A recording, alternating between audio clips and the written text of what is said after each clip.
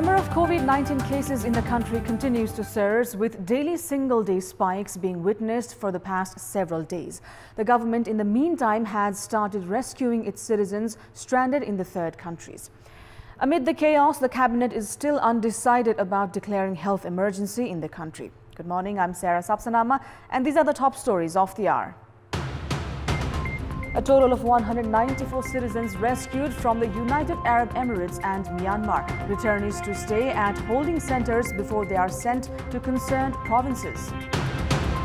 The number of coronavirus cases in Nepal climbs to 2,929, with 278 cases reported yesterday and 17 this morning. 11 people die of COVID-19 in the country so far.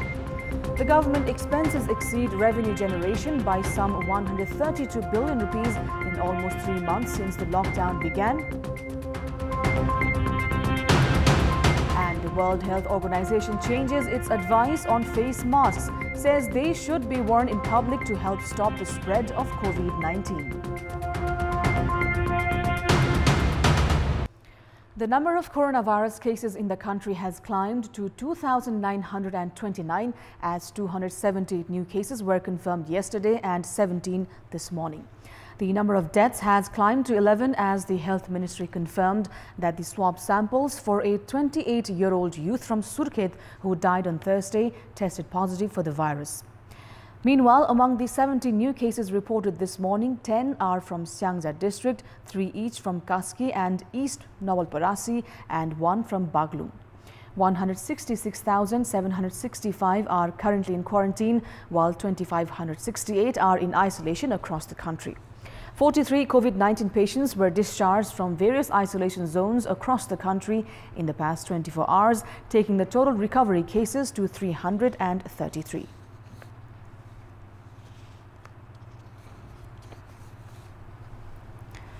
The Nepal government has started rescuing its citizens stranded in third countries. A total of 194 citizens were rescued from the United Arab Emirates and Myanmar yesterday.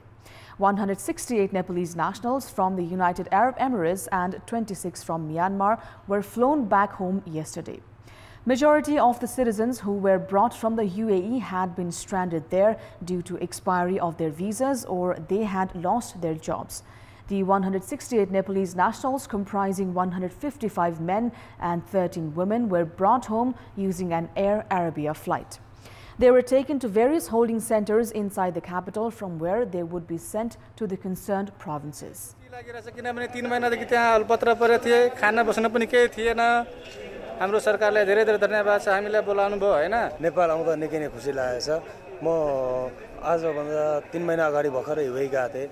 यो कोरोनाको महामारी यस्तो चल्छ भन्ने मलाई थाहा थिएन म केही गर्छु भनेर गएको तर यो कोरोनाले गर्दा फर्किनु पर्यो उहाँ गएर पनि केही काम पाइएन यतिकै 3 महिनासम्म बस्नु पर्यो दुःख भयो अहिले नेपाल आउँदा निकै खुसी लागेछ. Meanwhile, 26 citizens also landed at the Tribhuvan International Airport by a Myanmar army flight. They were tested for COVID-19 in Myanmar as their negative health reports allowed them to fly back home. All of these Nepalese nationals' visa term had expired, while the Myanmar government had arranged for free-of-cost flights. All of the returnees from Myanmar were sent to a holding center at the capital's Basundhara. Now, the state has exhibited discriminatory policies towards its own citizens when it comes to its treatment of the people who are either stranded at the border transits with India or those who rescued from the UAE and Myanmar. The government has provided top-level health security to its citizens who were flown from the UAE and Myanmar yesterday. The government, in the meantime, has ignored the health condition of the migrant workers who are coming in huge numbers from across the border. Nepal Army vehicles were at standby yesterday to take the returnees to the holding centers, where they will be kept for a few days before being sent to the concerned provinces. Meanwhile, the government has absolutely no data of the people returning from the border transits with India. The returnees from across the border are being brought home without proper screening, giving way to possible community spread of COVID-19. At the same time, infected people have been cramped with elderly, children, lactating mother, among others, due to mismanagement at the quarantine zones. In many places, there are namesake quarantine zones as simple tents are being used as quarantine facilities. In some other places, school buildings are used as quarantine centers with lack of proper water facilities to sustain basic hygiene. The deaths of COVID-19 patients reported from quarantine zones also speak volume about the mismanagement being observed at these quarantine facilities. Now, with 140 new COVID-19 cases detected in Baki's Saigaon in a single day on Thursday, the locals are now at high alert and almost living in panic. The relatives of the COVID-19 infected people are increasingly worried about the health condition of the infected who are now in quarantine. At the same time, there are growing mismanagement reported at the quarantine zones as the infected and the yet to be tested people are kept at the same quarantine zones. अब लोग डरवा रहे हैं कि लड़कन को यहाँ बंद मार दे, यहाँ गोली लगा दे, लड़कन को किरान में मार दे, भेंट ना हो दे, मान लो लड़के यक्कड़ ढूंढे। आप लोगों के यही उरज है कि मान लो लड़के का जज्म नहीं सकाई दिया जाए। हमरा लोन जगह जमीन नहीं है, मंजूरी करे खावा जाता रहा। हमारे रंज के साहब की लड़कन का के बच्चा की मेरे कह दो तो रंज में कोई खाना खाई, कल से खाना नहीं खाना। दिल्ली से आदमी आया, बम्बई से आदमी आया, इधर डाल दिया। 14 दिन तक एक ही नल यूज कराया, ठीक। उसके बाद एक ही बाथरूम एक ही नल यूज किया हम लोग ने। तो उसके बाद कल जांच 5 दिन इतवार को आया था जांच, आज 5 दिन हो गया, रिपोर्ट अभी आया। The government has decided to ease the ongoing nationwide lockdown from 9th of July. The meeting of the high-level committee under Deputy Prime Minister Ishwar Pokhrel made the decision to change the modality of the lockdown 9th July onwards. As per the new modality, lockdown measures will be eased in districts with lower infections. However, the government has yet to decide on the details of the new lockdown modality. At the meeting, ministers responsible for transferring Nepalese nationals rescued from third countries to their respective provinces also opined that the lockdown modality needed to be changed gradually. The government is currently preparing for the schedule for the lockdown period between mid-July to mid-September. The cabinet meeting held yesterday evening has directed the high-level COVID-19 committee to present its strategy under the new lockdown modality. The government has been facing pressure from all quarters, including private sectors, demanding to ease the nationwide lockdown, citing economic slump. Now, it's the 75th day of nationwide lockdown today. Restrictions in movement and businesses has not just dented the financial status of private sectors, but has also hurt the state's revenue generation. The government has spent around 132 billion rupees more than the revenue it has collected in almost 3 months since the lockdown began. It may be recalled that the government had directed private sectors to clear taxes by 7th of June, citing difficulty in paying public officials as the revenue account is now limited to 5.27 billion rupees. Based on government records, revenue worth 62.98 billion rupees has been collected till date since the lockdown began on 24th of March. While the revenue has shrunk at a massive scale, government expenses have soared at the same time. The government has spent more than 195 billion rupees since the lockdown began, which is 210% more than the revenue generated during the same period. State coffers reportedly have 5.27 billion rupees remaining, and the government has only been able to collect 56% of its target revenue. The government has spent over 827 billion rupees in general expenses, capital expenses and financial management so far. Meanwhile, revenue, grant and other earnings stand at 682 billion rupees. Likewise, the government has raised 165 billion rupees from internal loans and 109 billion rupees in foreign aids. However, the government cannot spend all of the 50 billion rupees in savings for general expenses as it includes foreign aids. The government had therefore urged businesses to clear taxes in order to generate revenue to support its expenses. However, the strategy has backfired. Following widespread criticism, the government extended the tax clearance period from 7th to the 3rd week of June. Meanwhile, the business community has urged the government to adapt easier tax policies, citing lack of business activities due to the ongoing lockdown. And with that, it's now time for our segment Public Pulse, where you text us with your opinion. Public Pulse. The question is, what's your take on the fascination of people's representatives and administrators towards luxurious vehicles even during a pandemic? Your options are A. Exploitative nature, B. Insensitive amid crisis, and C. Abusing power. The voting is on. Type NEWS, select your option A, B or C and send it to 34001 to share your opinion with us. And with that, we move on to our special segment, Media Watch.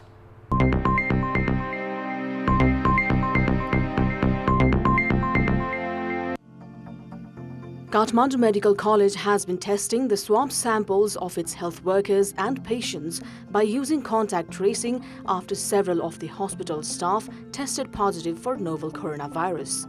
The medical college earlier this week had halted all services to track down individuals who had been in the hospital and all those who came in contact with the infected individuals. One among the patients that were admitted at the hospital on 24th of May had tested positive for coronavirus last week. The patient was transferred to TU Teaching Hospital on Wednesday, where he succumbed to the disease. Kathmandu Medical College began contact tracing after 4 of its employees and 2 other patients tested positive for coronavirus. The business community has started protesting the current nationwide lockdown, citing that the government failed to introduce effective measures to ease the financial losses borne by small businesses and daily workers. The representatives of business community in the far west have said that there is no significance of the lockdown to contain the virus outbreak if the government remains indifferent towards screening of health of thousands of citizens entering via Nepal-India border transits. The failure to maintain physical distancing among the thousands of returnees has also risked community transmission of coronavirus in the far west districts. The Parliamentary Committee on Law, Justice and Human Rights had directed the government to initiate a nationwide campaign to end caste-based discrimination and violence. However, none of the political parties that commit on addressing the public's issue have taken initiatives as of yet. The Parliamentary Committee for Law, Justice and Human Rights comprises influential leaders from mainstream political parties that can easily emphasize the campaign. However, none of the political parties have considered ending caste-based discriminations as an agenda for their parties. On the contrary, many parties have been found exercising caste-based discriminations within the party itself. Preliminary investigations have shown that the Rukum massacre on 23rd of May and another mysterious death of a young girl from Devdaha Rupandehi were both motivated by caste-based discrimination. The victims considered from the lower castes have been subjected to murder, rape, physical and mental violence and social exclusion, among many others. The Asian Development Bank has pledged for 30 billion rupees of low-interest loan to Nepal. An agreement in this regard was signed between representatives from ADB and the government at the Office of Finance Ministry earlier this week. ADB has extended the support to Nepal for economic and social reforms amid the COVID-19 pandemic. The government is preparing to utilize the loan to establish quarantine facilities with a 200,000-bed distribution of relief materials and creating employment opportunities for daily wage workers who have lost their jobs due to the ongoing nationwide lockdown. The Finance Ministry has also said the loan would be used to support small and medium-scale industries in restarting their businesses after the extended lockdown. Finance Minister Yuvaraj Khatiwada has said budget for projects related to the US-funded Millennium Challenge Corporation would only be released after the agreement on the MCC is endorsed by the Parliament. While responding to questions raised by lawmakers regarding the upcoming annual budget, Finance Minister Khatiwada said this week budget for the construction of electricity transmission line under the MCC agreement would be allocated after the Parliament's approval. Disputes had emerged after the government enlisted 5.76 billion rupees as anticipated grant assistance from the US for the construction of the transmission line. In a different context, Finance Minister Khatiwada said that the government is not in a position to reduce customs duty on electric vehicles. The government has raised customs duty on imported electric vehicles from the existing 29% to 150%. This is Sarah Sapsanama for Media Watch and Kantipur News Desk.